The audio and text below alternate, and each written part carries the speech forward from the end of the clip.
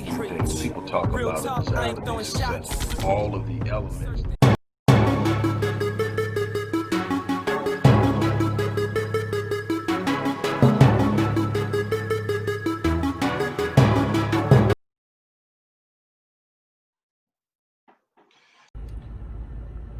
Hello everybody, Dr. Rick Wallace sitting here, just finishing up a workout, about to head to the house, actually sitting up waiting on Miriam to finish and come out.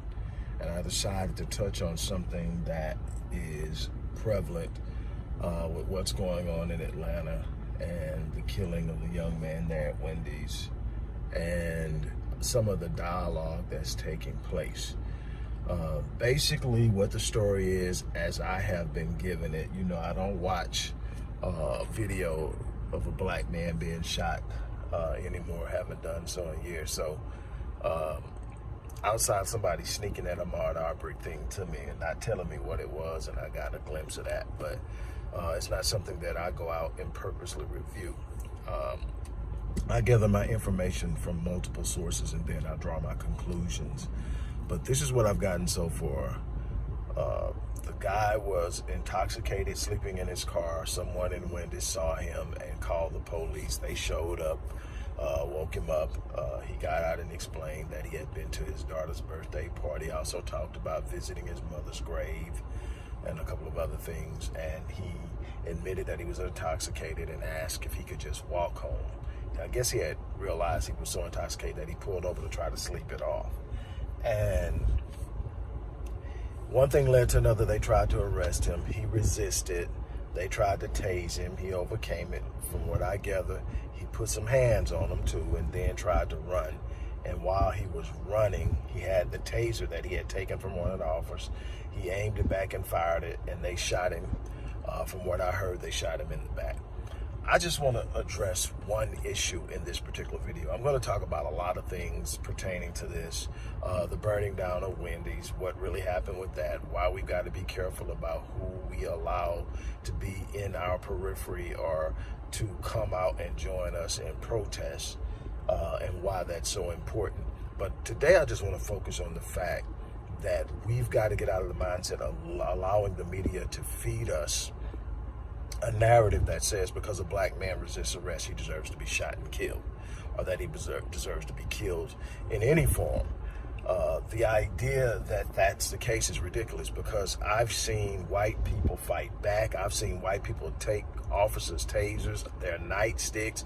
I've seen a video of a guy fighting the officer, then jumping in the officer's cruiser and driving away in it.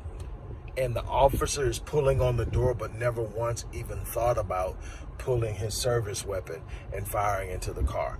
Not once. And, you know, that goes back to another death, you know, of the young man in Jersey, where because he got in the front seat and there was supposedly a locked shotgun in the front seat, that he was an immediate threat. This guy was in the car driving off with the car and the officer didn't shoot him. I can talk over and over again. And yes, there are white people who die senselessly and unarmed in some similar senses, but that's not the vast majority of how white people get killed by police officers. As a general rule, white people have to literally be imminently threatening to kill not just someone, the freaking officers. And I have seen so many people who were immensely dangerous, had taken lives already, be taken in without incident or without. I've seen a person literally point and fire a weapon at police officers, and they purposely give one guy the shot to shoot him and take him down with a non-lethal shot. I've seen that. I've watched it on video unfold where he did everything he could to make them shoot him, and they wouldn't shoot him.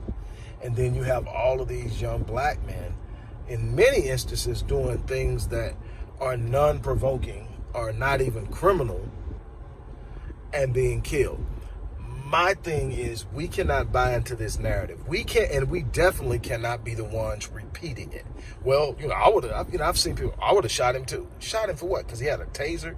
we're told that although we know that there are some people who have died from being tased, we're told that that's the non-lethal alternative to shooting someone. So if it's non-lethal, you can't use lethal means to stop someone who has it, especially when they're running away and they're getting outside of the range of what those tasers will reach and actually fire back. Now, my thing is, and this is my take on it, I don't care who the person is. If there are more than 2 officers on scene and that person is unarmed, there's no way they're supposed to be shot. If they're unarmed and they are in no danger of becoming armed, there's no reason for them to be shot. If you got 3 people and they can't subdue 1 person, they don't need to be on the force. Period. I don't care what happens, it doesn't need to be on the force. If it's non-lethal in the sense that they are not armed, and there's nobody that they've said they're going to kill if they get away, and I'm just making up something or exaggerating here, but I'm saying, now, if you're trying to stop somebody because they're trying to get to somebody and harm them, that's a different thing. But if they're just trying to get away, let them go. The whole idea, what I'm getting is the adrenaline was flowing. He threw them hands. They got the worst end of the deal. He even took one of their tasers, and he's running away. Literally, he's in their mind, he beat them. He won, and they weren't going to have it. And so they fired. I mean, the first tell to me that it wasn't a legitimate shooting is the police chief resigned. Now, again, I'm not advocating black people out doing things that are stupid. I'm not advocating for people being given pass for doing things they shouldn't do. I'm not advocating throwing hands at nobody.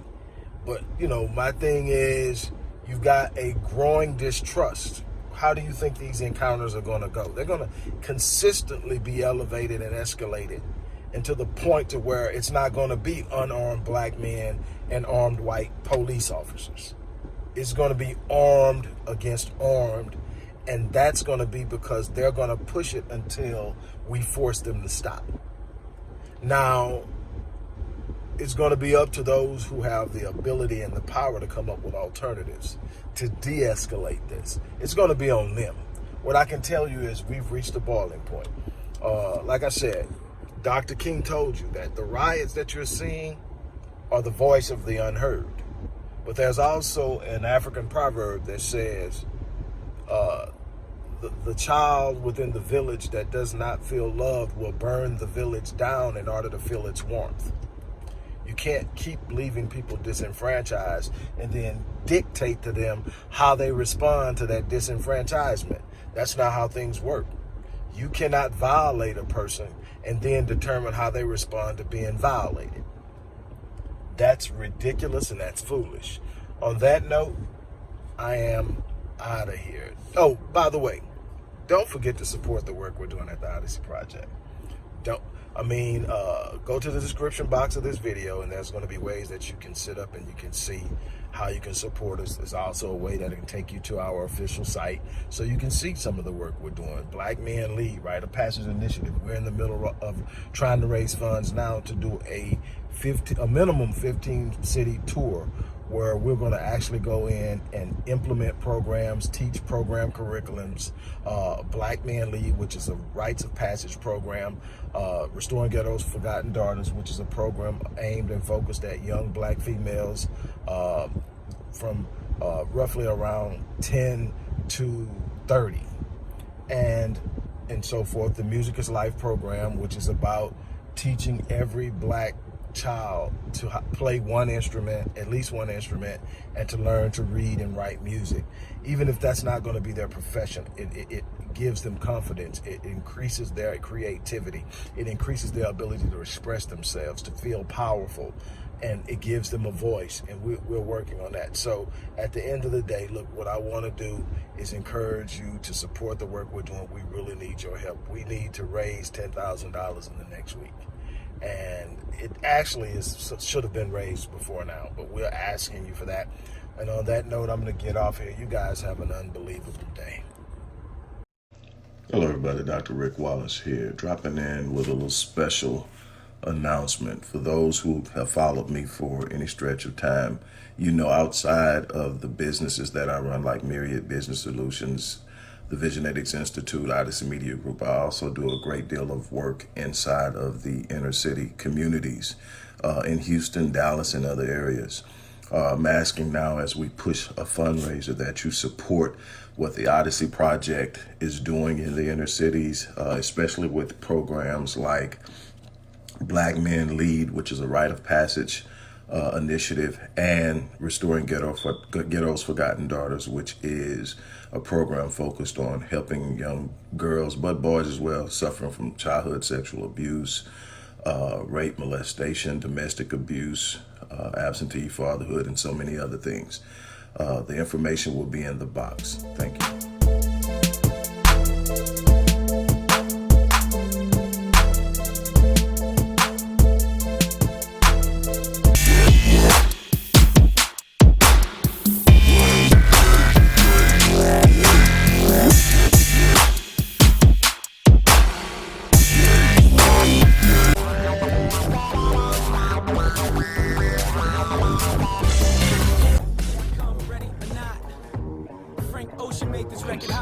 From a conceptual perspective, people talk about a desire to be successful. All of the elements